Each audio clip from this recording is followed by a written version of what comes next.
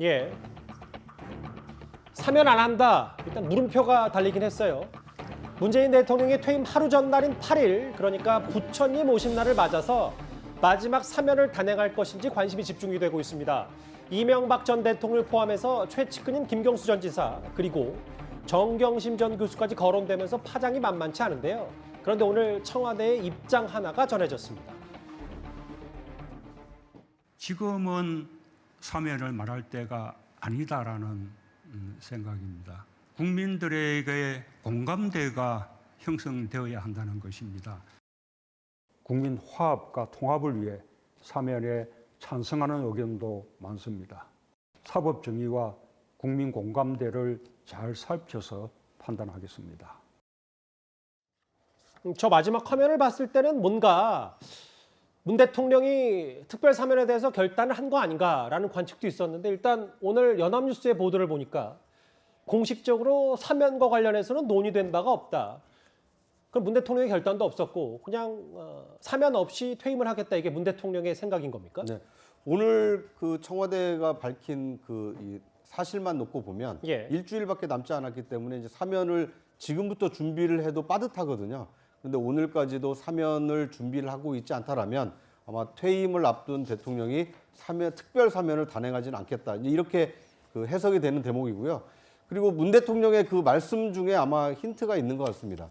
국민 여론을 감안하겠다고 하지 않았습니까? 예. 그런데 최근에 이명박 전 대통령, 김경수 전 지사, 그리고 정경심 전 교수, 이분들에 대한 사면 찬반 여론에 대한 이 여론조사 결과가 있었는데 과반이 넘는 다수 국민들이 사면에 대해서 약간 부정적인 기류가 있었습니다.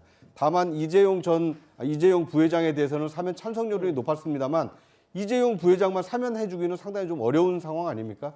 그러다 보니까 청와대로서는 정치적 부담이 큰 사면을 단행하기보다는 오히려 사면을 하지 않는 쪽으로 방향을 틀었다. 국민 정서를 좀 감안한 결정이다, 이렇게 볼 수 있을 것 같고요. 예. 다만 한 가지 좀 그러니까 저는 다만 여지가 남아있다고 보는 것은 사면을 하지 않겠다라는 청와대 결정이 이제 오늘 발표되지 않았습니까? 내일 아마 국민 여론이 어떻게 나타나느냐, 왜 도대체 사면을 하지 않는 것이냐, 이런 지지층의 강력한 요구가 있었을 때 과연 청와대가 그 지지층의 이 사면 요구를 물리치면서까지도 사면을 안 할 것인지, 이것은 좀 지켜봐야 될 대목이 아닌가 싶습니다. 다시 한번 정리하자면 청와대가 공식 발표한 건 아니고요. 입장이 전원을 통해서 연합뉴스가 보도를 했습니다. 여기에 뭐 정경심 전 교수 혹은 김경수 전 지사 얘기도 끊임없이 사면설에 이름이 오르내렸으니까요. 문 대통령은요, 김경수 전 지사와 정경심 전 교수에 대해서 이렇게 안타까움을 드러낸 바 있습니다. 김경수 위원장은 가장 굳은 자리를 가장 먼저 찾아가는 사람입니다. 그래서 마지막까지 노무현 대통령과 함께했고 노무현 정신을 지금까지 올곧게 지켜오는 사람입니다. 그 사람 가족들이 겪었던 그 고통이나 이런 부분들은 참 마음이 아프죠. 지금 문 대통령이 과거에 언급했던 정경심 전 교수나 김경수 전 지사도 사면해야 된다, 안 해야 된다, 안 해야 된다는 부정 여론이 좀 높았고, 이명박 전 대통령도 부정 여론이 다소 높습니다. 근데 조수진 의원님, 네. 다음 화면을 저하고 같이 보실까요? 이걸 두고 국민의힘에서는 이런 얘기를 했어요. 사실은 김경수 전 지사와 정경심 전 교수 사면시켜주고 싶다는 게 맞은데, 이거를 이명박 전 대통령 뭐 이른바 1+1 패키지로 하기 위해서 하는 거 아니냐. 그러면 국민의힘의 입장에서는 이명박 전 대통령은 우선순위로 사면이 돼야 되는데 오히려 김경수 전 지사와 그 정경심 전 교수 사면이 너무 여론 우려가 많으니 그것조차 못하는 거 아니냐, 이런 비판도 있는데 어떻게 좀 생각을 하세요? 저는 뭐 조혜진 의원이나 김용태 최고위원이 나름대로 생각은 있겠지만 예. 사면을 누구랑 마치 딜해서 서로 끼워 팔기식으로 저렇게 이야기하는 거는 저는 반대입니다. 왜냐면요, 이 사면은 대통령 고유 권한이지만 사면에는 반드시 원칙이 있어야 됩니다. 첫 번째는 국민 통합이고요. 두 번째는 생계형 범죄 등 사회적 약자의 사회 복귀 차원입니다. 이 정경심 전 교수라든지 김경수 전 지사는 이 두 가지 어디에도 해당되지 않아요.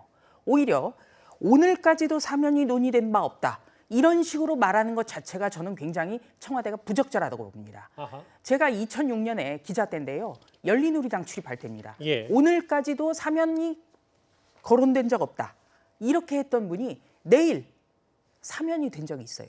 그래서 저는 이 사안도 두고 봐야 된다고 보고요.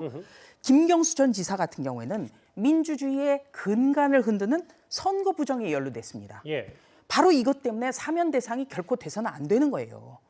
지금도 오늘까지도 사면이 논의된 바 없다는 식으로 고민을 한다는 것은 문재인 대통령이 스스로 이 사건에 휘말려 있는 일종의 수혜자이기 때문에 어느 정도 여지를 남겨놓은 것 아닌가, 저는 이 점이 매우 안타깝습니다. 예. 그리고 또 한 가지, 이 정경심 전 교수는요, 사면 대상으로는 대단히 부적절합니다.